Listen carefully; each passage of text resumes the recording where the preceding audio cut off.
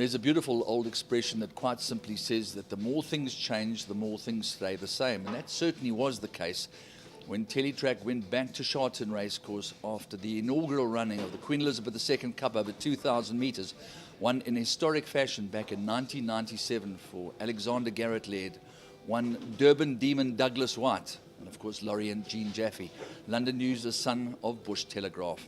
Well, along the line, there's always been a South African connection. Glyn Schofield won it on a horse called River Dancer. Dougie White has won it twice subsequent to London News on Oriental Express and a horse called Ambitious Dragon, of course trained by our former champion trainer, Tony Millard. Anthony Delpeche was victorious on Vengeance of Rain for David Ferraris, Waishong Maweng on Viva Pataka for John Moore. And we relive those moments by going back with the courtesy and the help and the assistance of World Sports Betting to record the Queen Elizabeth II Cup, a pedestrian pace, and the magic and brilliance of one Joao Moreira, known as Magic in Hong Kong. Thereafter, we'll chat to him. We'll chat to the trainer of the defeated favourite, a horse called Werther, trained by John Moore. And thereafter, we'll speak to Tony Millard, Douglas White, to find out their recollections of having won the Queen Elizabeth II Cup. All in all, a totally memorable occasion. Sad not to have Mubtahij in the race, but that's the way the cookie crumbles. Mike de Kock will be back to fight another day, as he has already done with Iridescence and Archie Penko and Liz's Desire. And finally, last but by no means least, a horse called Silvano, who now resides in South Africa and has been champion sire. He also won that great race. So let's go back to Sharton, 20 years down the line, to recall exactly what happened on that memorable day on the 30th of April, 2017. London News, the pride of South Africa, goes up and goes to the lead.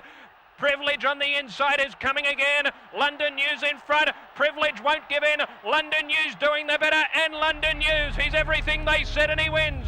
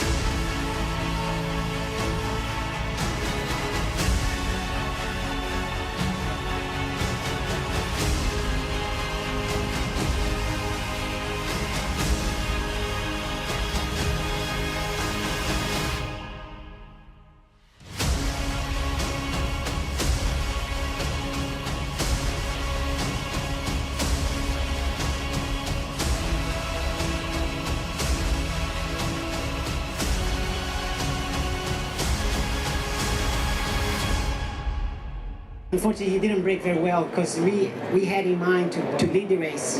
And as he jumped a little bit slow out, I had to just give him a chance and get some cover, which actually worked out pretty good because I was able to get him to relax and calm down. And as the pace slowed down the back straight, I had to pull out to let him get going because he doesn't seem to be a horse that would sit in sprint.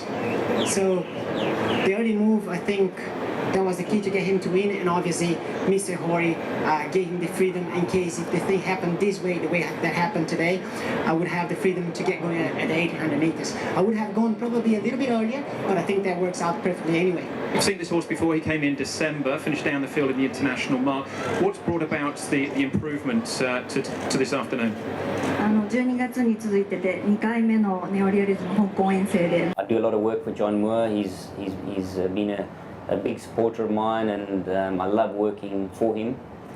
He's a great horseman and very knowledgeable, and to see this horse blossom and come through his preparation to get to this particular stage just for this race, it's phenomenal. You know, for him to have handpicked those races that he's running and to see the work he's done leading into this and the trial, I think he's going to be cherry ripe on the day, and whatever beats him is going to win. Having spoken to Douglas White, who's a dear friend of ours, he started his career back in 1997 with London News winning this exact race, and I think he's the winning most jockey in this race, having won it 3 times. Bottom line is, he said he thought that Werther was the right horse. We agreed. We thought his win last year was sensational, notwithstanding the wet or anything like that. But it just has to have such a profound effect when you consider that Joe was relaxed, having got left out the gate and doing his own thing. I mean, it all worked out for him. It did, and it took the Joao Moreira to make the initiative. As I said, at what it was about the 1200 or something, where he took the initiative, took the bull by the horns, a George Moore sort of ride, and went straight to the front, and then clapped it on. So then it was, the sectionals did start to lower down a lot. So and keeping, we had to chase. But anyway, Werther was gallant in defeat, considering what happened internally. John McVeigh once said to me, if anybody could find the cure for bleeding, they'd be the richest man on the planet. Now, it shows incredible courage for this horse that we know as a champion to do what he's done today. That's exactly right, because when you've got 4 out of 5 blood, which is virtually right up to the larynx, and doesn't come external, which would bar him for racing for 3 months, that's quite it's a determined effort.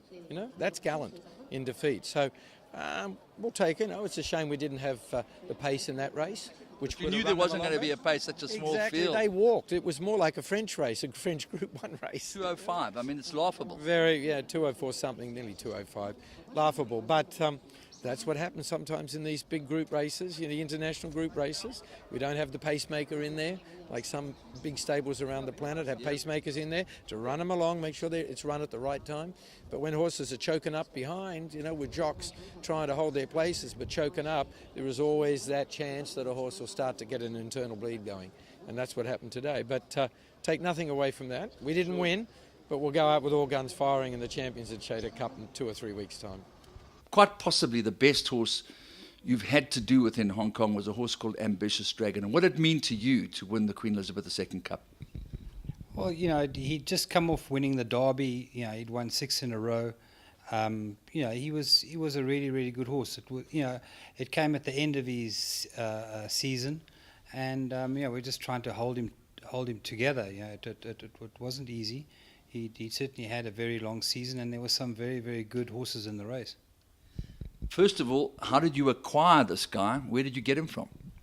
I got him from a local trainer there, and he'd run 5 times, and he never won a race. And he came to us, and he had a few problems which we had to sort out. But once we sorted them out, we then saw that he was a really good horse, and he just progressed, and he got his confidence, and he just developed into a really, really top horse. Funny enough, sitting in Douglas's apartment last week, also sitting in a blue and white checkered shirt, funny enough, he said, you have no idea what acceleration this horse was capable of, almost over any distance. He was seriously versatile, from what we gather.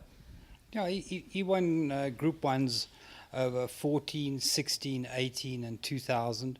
He was just short of winning the Triple Crown. He got beaten a short head in 2400. And that was after he came back from Dubai. He got sick in Dubai and he didn't run very well there, so it was more or less an afterthought, On his day, his turn of foot, honestly, you had to sit still, because if you got too active on him, you'd go off the back. That's how quick he would turn it on. He would drop 4 or 5 inches, and jockey or person listening to me would understand that. He would drop 4 or 5 inches when he accelerated, and you would have to just aim for a place, because otherwise you're going to knock somebody out the way, and when you stop his momentum he could never pick it up again.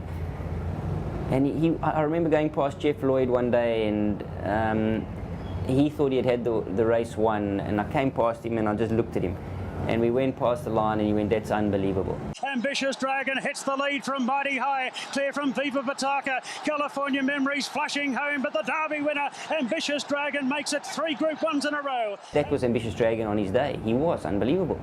So these kind of horses have, you know, they've left a real soft spot and a rememberable spot in my mind, and that's what got me going and kept me going for a long time.